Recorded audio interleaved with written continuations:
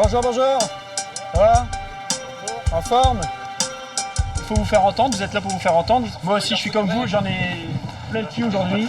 Et on est tous là aujourd'hui pour se battre pour nos salariés et pas embaucher des Tchèques, des Polonais, et je ne sais quoi.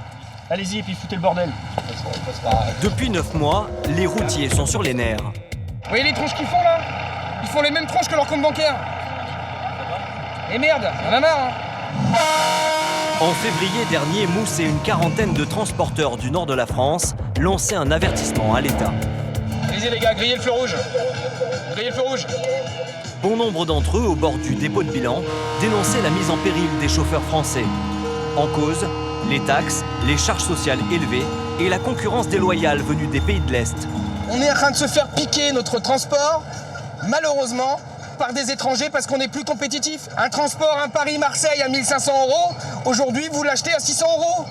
Avec un Bulgare, un Slovaque, un Polonais. Qu'est-ce que vous voulez faire? Voilà comment on va devenir plus tard. Les transporteurs, c'est ça la vocation. Mousse avait été reçu à la préfecture, mais il prévoyait déjà une suite aux événements et il avait vu juste. À mon avis, la France va être gelée. Il y a des gens qui n'ont plus rien à perdre là.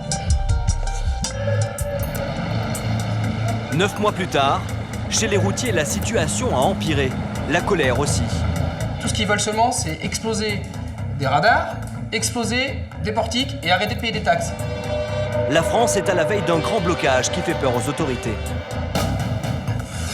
Ce qui a allumé la mèche, c'est l'écotaxe, dite taxe poids lourd, un nouvel impôt pour les véhicules de plus de 3,5 tonnes. Sur tous les grands axes routiers jusque-là gratuits en France, des portiques prêts à enregistrer les déplacements des camions.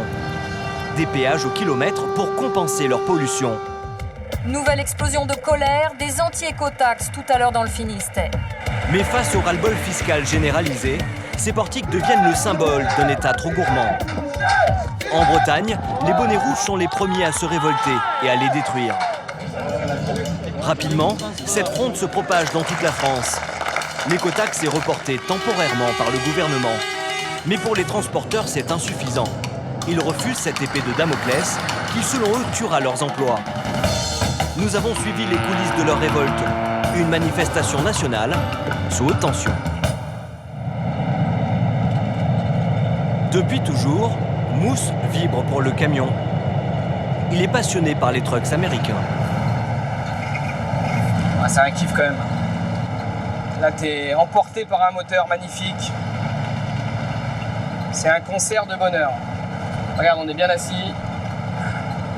On se croirait à la maison, dans un canapé magnifique. Depuis 16 ans, il prend du plaisir à sillonner les routes de France et d'Europe au volant de sa machine. Bah, je t'en parle, j'ai un peu les larmes aux yeux parce que c'est un camion qui me touche beaucoup, parce que c'est le rêve d'un gamin. Mousse continue à conduire par passion. Pourtant, il est à la tête d'une belle entreprise. Il emploie 70 chauffeurs. Mais aujourd'hui, le patron est inquiet. C'est une belle passion et j'espère qu'elle sera suivie par plein d'autres mondes. Parce que malheureusement, le métier du transport routier, tu vois, je te parle, c'est touchant, mais plus ça va, plus ça devient super compliqué. En fait, Mousse est l'un des rares transporteurs dont la société se porte bien. La plupart de ses collègues sont au bord du gouffre. Alors, ce patron, conscient de sa chance, soigne ses chauffeurs. Ils ont droit à des engins qui feraient rêver la plupart des routiers français. Micro-ondes, cafetière, frigo. Il y a même le coffre-fort, pour donner un ordre d'idée. D'accord? Petite table. Lavabo. Ok? À 800 km de là, Randy est en route pour la région parisienne. Il est parti de Lyon avec 2 heures de retard. Sa marchandise n'était pas prête. Sa cargaison, il doit impérativement la décharger demain matin. Rouler sous pression pour ce salarié, c'est le quotidien. Routier, c'est un métier et c'est une passion. De toute façon, si t'es pas passionné par la route, t'as rien à faire là parce que au bout d'un moment, tu pèteras un câble. Depuis 8 ans, entre l'attente, les trajets et les livraisons, tous les jours, Randy travaille 15 heures. Il est toujours loin de chez lui, difficile à vivre pour sa compagne, d'autant que dans 5 mois, ils vont être parents. C'est que c'est un métier qui me plaît, qu'il n'y a pas de secret, il faut faire des heures pour gagner un peu plus d'argent. Donc, elle l'accepte, mais je sais qu'elle a du mal. 2 700 € net par mois, c'est ce qu'il gagne en moyenne. Un salaire au final confortable, mais au prix de nombreux sacrifices. Randy regarde la moindre dépense. Il vaut mieux dormir dans le camion, ça nous fait gagner déjà l'hôtel. Il n'y a que comme ça qu'on peut gagner un peu d'argent. Randy n'est plus qu'à 1 heure de trajet de Paris, son point de destination. Mais il ne peut pas rouler plus. D'après la loi, il doit se mettre en repos. S'arrêter là où il peut. Il est 23h02. Votre journée, elle avait commencé à quelle heure? À 6h30. Sa nuit, Randy va la passer dans cette zone industrielle déserte, loin de tout. Surtout pas laisser les fenêtres ouvertes. J'ai déjà un collègue qui s'est fait gazer et qui sont rentrés dans le camion. Donc, moi, j'ai jamais eu de soucis. Je me suis juste fait voler du gasoil sur l'autoroute une fois, mais sinon, dans les petits endroits comme ça, tranquille, jamais eu de problème.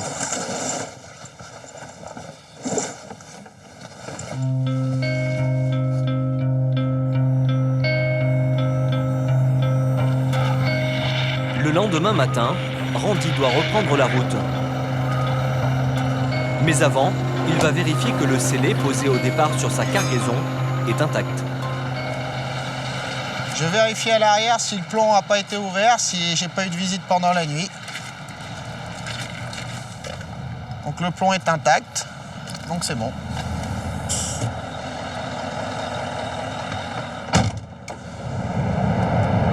Pas le temps de s'arrêter pour prendre une douche, ni même un café. On arrive à destination, là, Randy? Ouais, on est arrivé. Il est 9h15.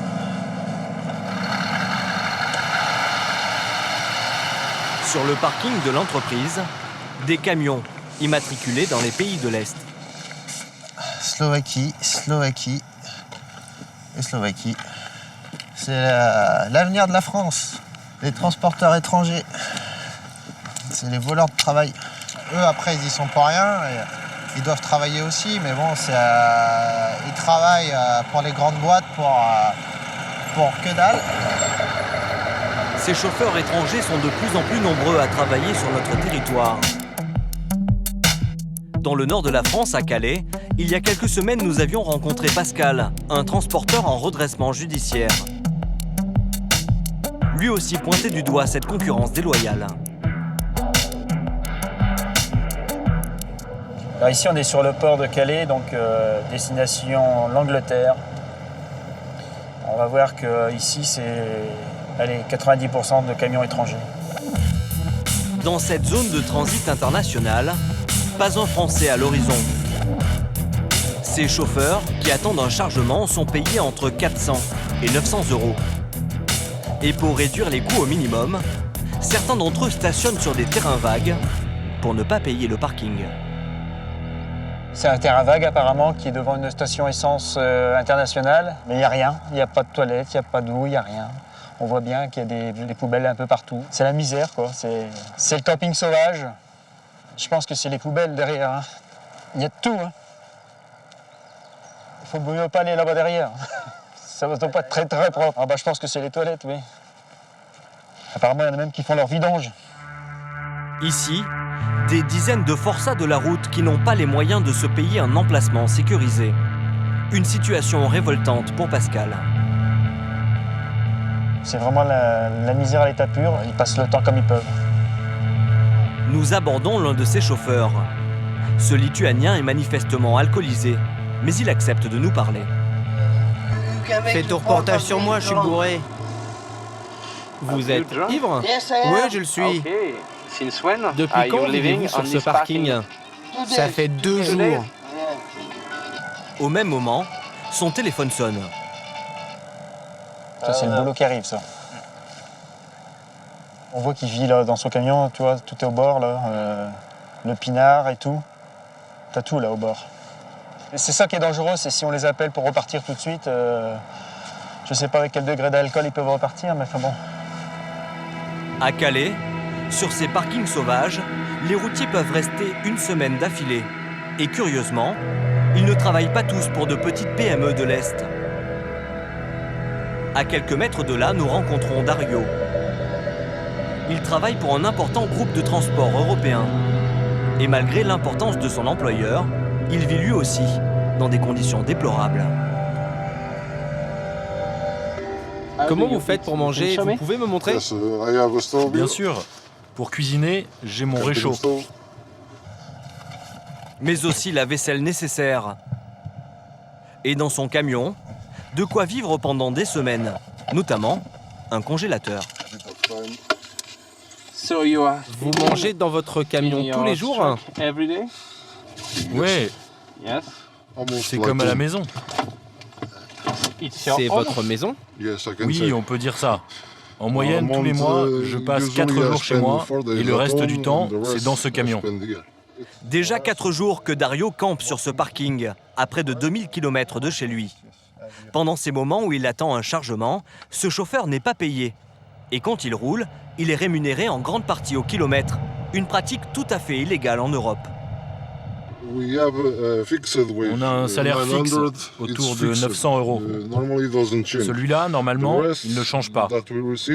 Pour le reste, nous sommes payés 6 centimes d'euros du kilomètre. Mais c'est illégal, hein. Je sais, mais on n'a pas les moyens de lutter contre ça.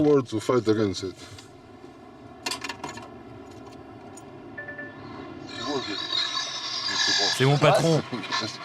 Allô? Ce coup de fil, c'est un nouveau chargement. Après 4 jours d'attente à ne rien faire, Dario n'a plus une seconde à perdre. Un client attend son camion. Quelques minutes plus tard, nous revenons voir le Lituanien éméché. Et surprise, il n'est plus là. En reprenant le volant très alcoolisé, il devient un danger sur les routes de France. Face à cette concurrence sauvage, les transporteurs français tentent en vain de rivaliser. Pour amortir le coût du chauffeur, du gasoil et des péages, impensable de rentrer à vide. Randy vient à peine de décharger et sur le chemin du retour, une nouvelle cargaison l'attend. Là-bas, tu charges 22 palettes pour Saint-Laurent-de-Mur. Il est 17h. Randy a enfin terminé toutes ses livraisons. Depuis ce matin que je suis parti, j'ai pas pris de petit-déj, j'ai pas mangé à midi. Donc là, on va s'arrêter à l'aire d'Auxerre. On va aller prendre la douche, manger un petit coup et boire un petit café.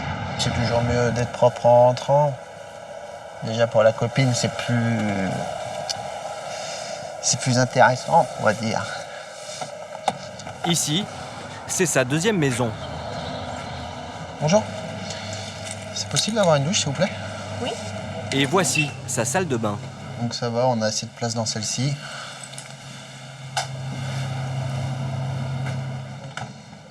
Une douche, c'est 2 €.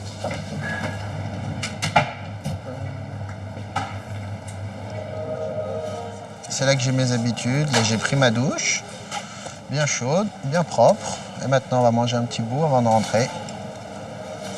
Il commence à faire un peu faim. Et en guise de premier repas depuis hier soir, un simple sandwich. La société pour laquelle travaille Randy se trouve à Lyon. Et le patron, c'est son frère.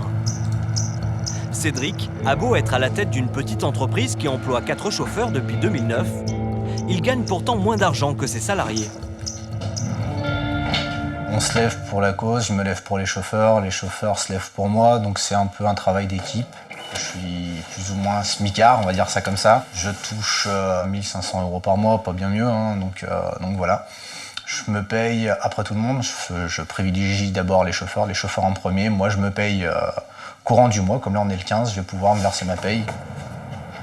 L'année dernière, pendant 3 mois, Cédric n'a même pas pu se verser de salaire. Et pour faire rentrer quelques euros supplémentaires dans sa société, tous les moyens sont bons. Depuis ce matin, son bureau est un point relais pour les colis des particuliers. On est un peu obligé aussi de se diversifier et de mettre un petit peu du beurre dans les épinards. Donc les clients qui achètent sur Internet vont pouvoir tout simplement venir au dépôt, retirer leur colis Ces recettes supplémentaires seront les bienvenues, car tous les mois, entre les taxes, les charges et les dépenses contraintes, l'addition est de plus en plus lourde pour ce petit patron. On a pris un petit récap un petit peu mensuel de ce que peut me coûter un camion. Donc en fait, on arrive à un total en charge fixe de 5 669,16 €. Derrière, on a fait plus ou moins une moyenne de gars qui roulent beaucoup. Donc le gasoil, 4 150, 1 400 € d'autoroute. Donc ce qui nous fait un coût mensuel hors heures supplémentaires de 11 219,16 €. Donc il faut quand même qu'on fasse du chiffre d'affaires et que les camions tournent. Donc si on vient encore nous greffer une taxe supplémentaire, je pense que là, ce ne sera pas possible. C'est vrai qu'on a peu de marge de manœuvre et nous greffer une taxe supplémentaire, je pense que là, ce ne sera pas possible du tout. Cette taxe supplémentaire, c'est la fameuse écotaxe. Cédric estime qu'elle lui coûtera 2 500 € par mois, 1 000 € de plus que son salaire. Alors il n'en veut pas.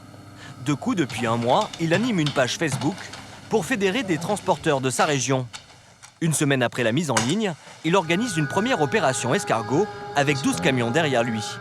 La semaine suivante, ils sont plus de 40 à le suivre. Le foutoir que ça peut mettre. Je suis surpris quand même de l'ampleur que ça prend. Ça commence à se mailler sur tout le territoire. Des petits groupes indépendants comme ça, de transporteurs qui commencent à pousser à droite à gauche. Dans quelques jours, Cédric va diriger sa 3e opération. Mais ce jour-là, il ne sera pas le seul à défiler.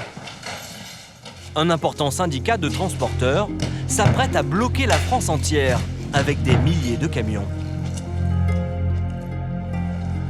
14e arrondissement de Paris, dans l'un des états-majors de ce syndicat. L'heure est au rappel des troupes. Tout bien? Salut. Ça sonne? Au taquet. Au taquet? Au taquet. Qu'est-ce que je veux dire? On en est où là dans les recrutements? On va atteindre nos objectifs? J'espère. Denis et ses collègues vont appeler tout l'après-midi les centaines d'entreprises de transport d'Île-de-France. Dis-moi, je t'appelle à propos de la manif de samedi. Savoir tu serais parmi nous ou pas. On essaie de mobiliser un maximum de personnes en leur demandant de relayer le message concernant cette manifestation. Parce qu'on sait qu'à la base, de toute façon, il y a beaucoup de mécontentement et donc il faut que les gens puissent se rassembler et sachent que le mouvement, il existe. En région parisienne, 150 chauffeurs et patrons ont déjà répondu présents à l'appel du syndicat. Mais Denis vise les 300 d'ici la fin de semaine, notamment grâce à des participations massives de certains chefs d'entreprise, comme Mousse, le passionné de camions américains. Il va dépêcher une bonne partie de sa flotte le jour J. Nombre de participants, 40. C'est le record de la manif pour l'instant? Sur l'Île-de-France, oui, c'est le record. Et ben, comme ici, ça aussi. Donc les gens vont avoir des petites flottes en fin de compte, mais bon, qui vont se battre aussi, quoi. Simous est l'un des rares dont la société tourne bien. Il est solidaire et très engagé. D'ailleurs, il fait partie des cadres du syndicat. Ce soir, il participe à la dernière réunion de préparation. Salut Denis, ça va? Ouais, toi? Ça va. Les consignes de la police sont claires. Les forces de l'ordre font pression sur le syndicat et avertissent qu'elles ne toléreront aucun débordement. Problème, Mousse sait que des transporteurs en difficulté risquent de s'emporter. S'il y a un débordement, s'il y a un débordement, nous on n'a pas de bonnet rouge, mais on a des beaux bonnets noirs. S'il y a un débordement, qu'est-ce qu'on fait? Qu'est-ce qu'on fait? Ok, d'accord, mais bon. Donc s'il y en a, s'il y en a, je pense que ça doit être parce qu'il y a des gens, parce qu'il y a quand même des gens qui sont quand même. Il faut quand même savoir une chose, c'est que tu as quand même des chauffeurs routiers, des transporteurs, qui aujourd'hui n'ont plus de trésorerie, qui aujourd'hui n'ont plus rien à perdre, qui aujourd'hui sont dégoûtés du système, et aujourd'hui tout ce qu'ils veulent seulement, c'est exploser des radars, exploser des portiques et arrêter de payer des taxes. Parce qu'aujourd'hui, ils manifestent pas que pour l'écotaxe, ils manifestent que pour beaucoup de choses. Il faut qu'on arrive à faire notre propre police. Si on voit qu'il y a des excités, le gars il arrive, qu'il a le camion arrière qui est plein de pneus, machin, etc., et qu'il arrive pour, je veux dire, le mec, ça va être simple. Le gars, c'est soit tu lâches tes pneus tout de suite, ou tu lâches ta remorque, d'accord, tu viens qu'avec ton tracteur, ou tu viens pas du tout. Pour l'instant, la préfecture n'a pas encore donné son feu vert pour cette manifestation. Le responsable du syndicat anticipe un éventuel refus. Maintenant, s'il la refuse, on ne sait jamais, le message il est clair. C'est où vous préférez une réunion avec 300 véhicules maîtrisés et dirigés par une organisation professionnelle, et à ce moment-là, vous nous autorisez votre... Ou alors, vous gérez les 300 véhicules et le mot d'ordre, c'est faites ce que vous voulez, où vous voulez. Ok, ça marche? Je vous souhaite une bonne soirée à tous et merci de votre venue. La réunion s'achève, des questions restent en suspens. La préfecture donnera-t-elle son accord? Et surtout, y aura-t-il des casseurs dans les troupes? Sur ce point, Mousse ne fait aucun pronostic. C'est impossible, si ça pète, et puis c'est tout, il y aura ce qu'il y aura, on est des grands garçons, on se démerdera. C'est bon, il y en a marre. Il y en a marre. Vous serez le premier? Comment? Vous serez le premier si ça va. Surprise, surprise. On verra bien. De toute façon, on n'aura pas 36 solutions.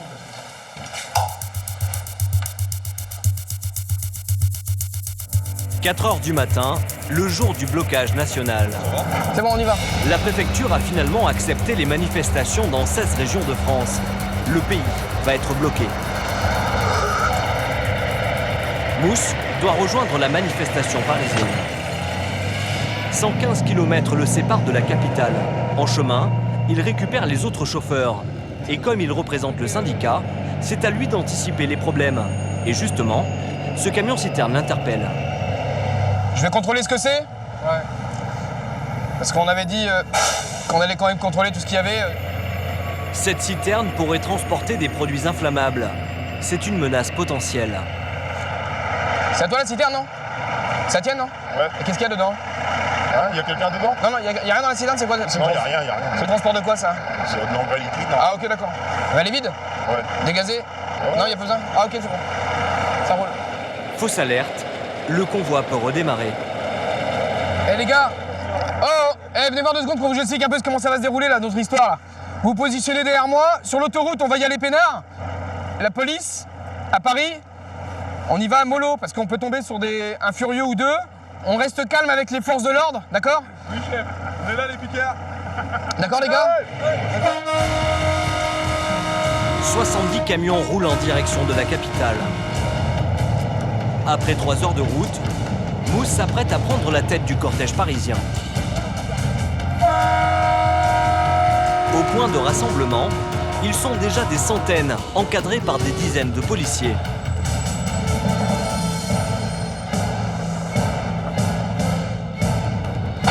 Pour l'instant, c'est Denis qui coordonne les opérations. C'est la même couleur que ton camion, tiens.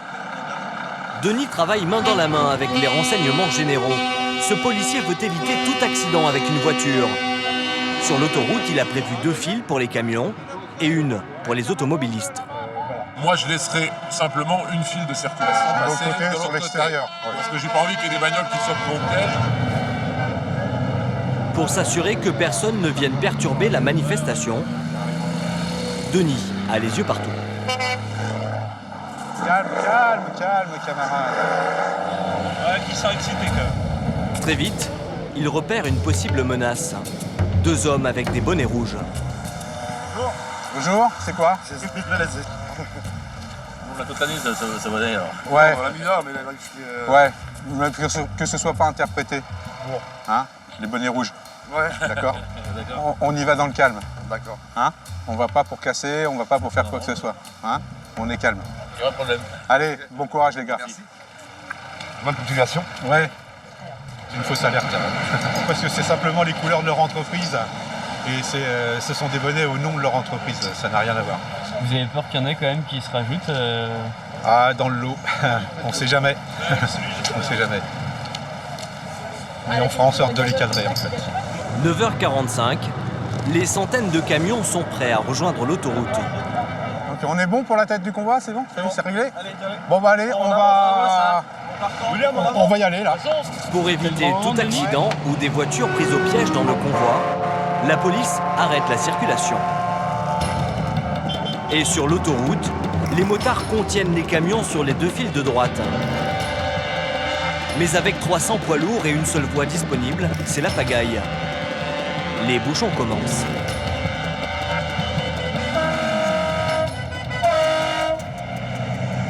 C'est énorme! Donc c'est vraiment qu'il y a un ras-le-bol. Bah tu l'as vu tout à l'heure, hein. C'est incroyable quand même hein, le monde qu'il y a. Hein. Tu pensais qu'il y aurait autant de monde?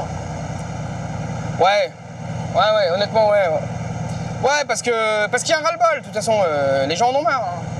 Les gens en ont marre.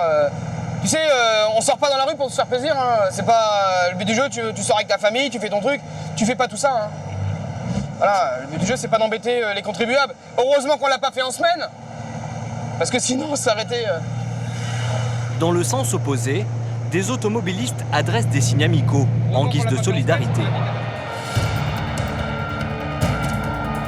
Après 3 heures d'opération escargot, les camionneurs s'arrêtent à quelques centaines de mètres du portique Ecotax du marché de Rungis. Ils ont prévu de l'escalader et d'accrocher une banderole. Mais impossible de s'en approcher. L'accès est bloqué par 14 fourgons de gendarmes. Le comité d'accueil, il est quand même balèze, hein. Oh là là. Ah là, ça va être rigolo, là. Mousse et ses collègues vont devoir improviser. Ce matin-là, des manifestations sont organisées par le syndicat un peu partout en France. Et en Bretagne, là où la fronde a commencé violemment avec les bonnets rouges, les gendarmes sont plus qu'ailleurs sur le qui-vive. Des portiques ont été incendiés. Et aujourd'hui, les autorités ont peur que cela recommence. Ce sont des barrières anti-émeute, entre guillemets, pour la protection, interdire une zone. Ça se déplie pour interdire une zone donnée. Ça a déjà été utilisé ailleurs, ça a déjà été utilisé lors des premières manifestations. Pour nous, l'équipage là, c'est le premier jour. La préfecture a sorti les grands moyens. À quelques kilomètres de là, talons hauts, collants et blousons de cuir, ici à la tête du convoi, un patron en jupon. Bonjour Manuel, ça va? Oui, ça va, merci. Christine emploie près de 70 chauffeurs dans sa société fondée par son père en 1965. Mais elle a pris les rênes de l'entreprise familiale il y a seulement 9 ans. Avant, elle travaillait dans une grande banque à Paris. J'ai repris le flambeau pour justement préserver l'emploi en Bretagne et donner aux gens l'occasion de vivre et de travailler au pays. Mais son nouveau pari professionnel est désormais menacé par l'écotaxe. Elle pourrait la conduire à supprimer des emplois. Alors Christine s'est lancée dans la bataille. Elle a été élue présidente de la filiale bretonne du syndicat qui appelle à manifester aujourd'hui. Et dans quelques heures, avec son convoi, elle va bloquer la route au niveau du portail Ecotax de Lanrodec, l'un de ceux qui a été ravagé par les flammes. On arrive tous à midi à Lanrodec. Donc vous, en fonction de là où vous partez, faut calculer en fonction de ça sur une base de 50 km/h grand maximum. Christine sera en première ligne pour faire entendre la voix de son syndicat auprès des nombreux médias. Ah, il est génial. Alors elle a voulu que son camion soit rutilant. Super. Ça, c'est un beau camion.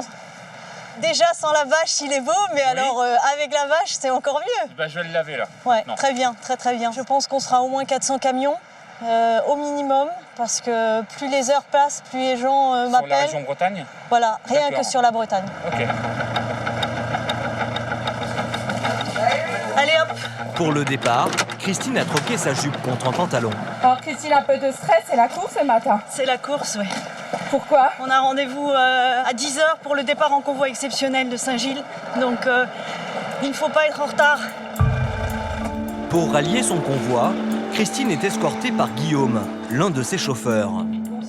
Un salarié qui défile avec son patron, c'est rare, et pourtant ils sont unis dans le même combat.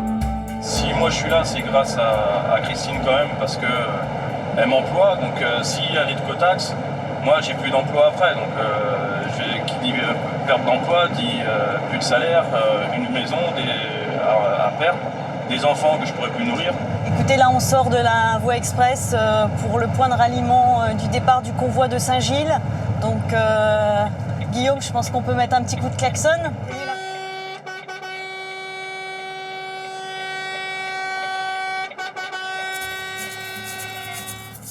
Arrivé au point de ralliement, pour l'instant, seulement quelques camions et des gendarmes. On est entre Plumleuc et Saint-Gilles sur la départementale. Guillaume, il y en a plein qui ne trouvent pas l'endroit. Ah bon? En attendant l'arrivée de ses collègues, Christine fait un dernier point avec les autorités. Sur le trajet, le cortège doit passer à proximité d'un portique écotaxe encore debout. Les consignes de la préfecture sont claires. Vous ne faites que passer. On ne fait que passer et klaxonner. Bon, d'accord. Donc Voilà. vous savez que le préfet vous a donné l'autorisation de passer dessous. Oui. Mais il ne veut pas tolérer un arrêt de circulation. Non.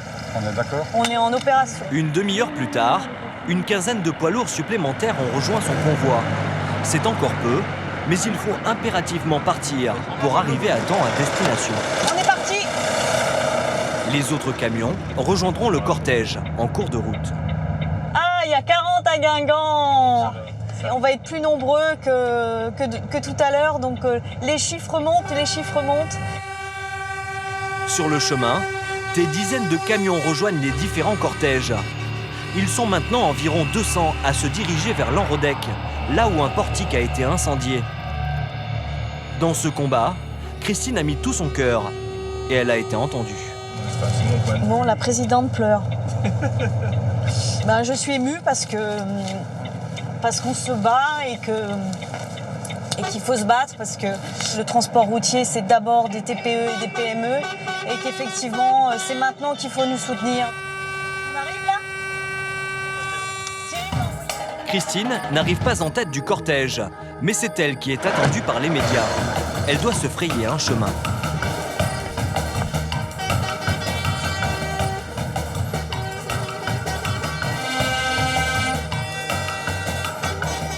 Je te laisse.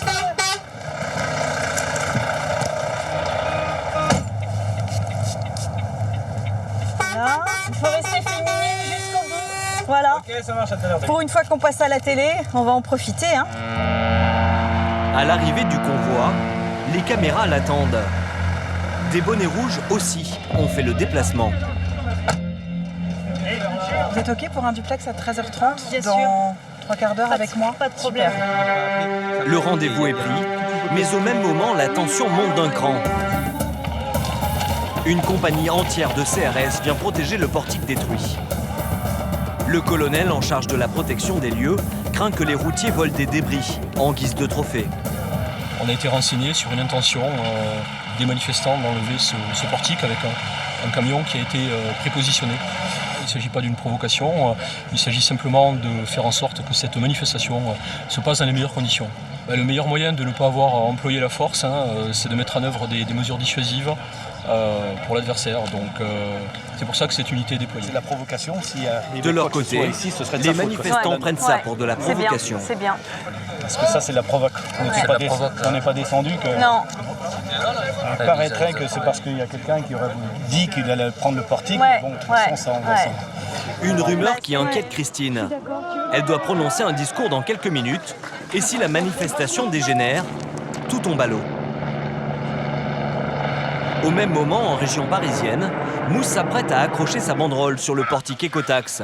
Mais les gendarmes bloquent le passage. Denis ? Ignoré ou sur un strapontin. C'est bon. On y va. Prends laquelle, la première? Ouais, prends n'importe laquelle. Les deux. Viens là. Écotaxe. Escroc-move. Écotaxe. Escroc-move. Escroc-move. Et des policiers filment les manifestants pour pouvoir les identifier plus tard dans le cas où les choses tournent mal.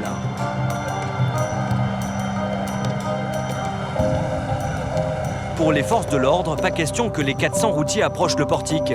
Seule une délégation de quelques chauffeurs pourra passer le barrage. Une image pour les caméras. On va... Messieurs, on va vous faire cheminer par le côté gauche, s'il vous plaît, là, si vous pouvez passer le côté gauche de la... Merci à vous. Allez, on allonge ça. Voilà. Mais une fois sous le portique, impossible d'accéder à l'échelle pour l'escalader. Un cadenas bloque l'accès. William, t'as une passe Monseigneur ? L'idée de forcer le passage semble séduire les manifestants. Mais aujourd'hui, le mot d'ordre est au calme.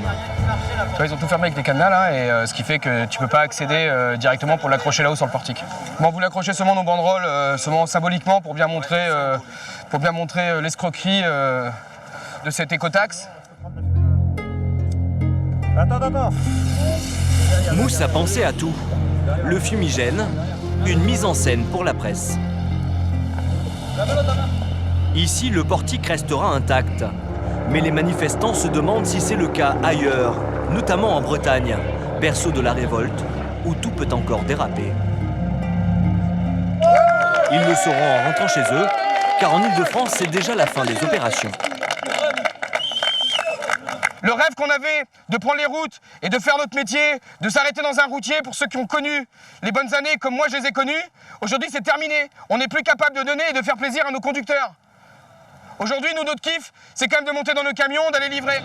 Comme dans toute manifestation, la bataille des chiffres fait rage. Le syndicat, satisfait, annonce 400 camions en région parisienne. Quand tout se déroule comme ça, tout va bien. De son côté, la préfecture n'en dénombrera que 230. Pour Denis, le pari d'un rassemblement pacifique est réussi, mais il prévient.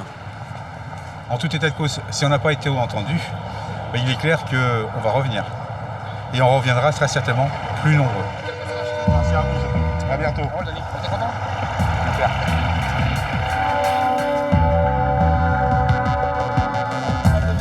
Retour à Lanrodec, en Bretagne. Les CRS sont sur le pied de guerre. Nous retrouvons Christine devant le portique détruit. À quelques minutes de son discours, les esprits s'échauffent. Vous voyez le gouvernement, ce qui nous amène. On est venus pacifiquement. Et voilà ce qui nous amène en réponse.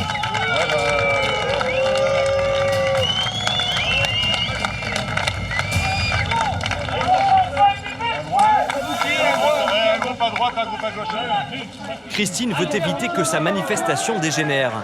Elle ne veut pas que son opération de communication soit entachée. Pas de jet de projectile, hein, s'il vous plaît. Ah non, non. Ça marche, merci. On n'est pas des vilains. Non, mais je vous dis parce que ce serait bien qu'on n'ait pas les CRS dans les plans photos, ça nous aiderait pour la. Jusqu'à présent, on a toujours été calme. Ouais, non, mais je sais. On est là depuis le départ. D'accord, pas de problème. Pour le moment, personne ne touche au portique. Mais des bonnets rouges déposent des chrysanthèmes sur les débris calcinés de la structure, comme ils le feraient sur une tombe dans un cimetière. Allez, un petit dernier. Puis c'est enfin l'heure pour la représentante du syndicat de se faire entendre devant les caméras. C'est moi qui fais le discours. Voilà. D'accord. Je suis ravie d'être là aujourd'hui à Lanrodec. Vivre et travailler au pays, c'est quand même ça, non, l'avenir?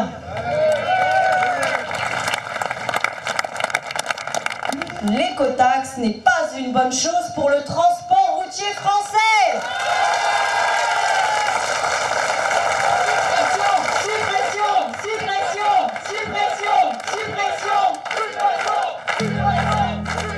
C'est la première fois que Christine prend la parole devant la foule et les télévisions. Son discours a été relayé par les principales chaînes nationales. Paris réussi. Merci d'être venu. Tu rigoles ou pas? Ma fille m'a écrit un SMS, elle m'a mis trop cool, tu pètes la classe, Mams. Vous êtes fiers? Ah oui, super, ouais, super. La manifestation s'achève. C'est l'heure de disperser les troupes dans le calme.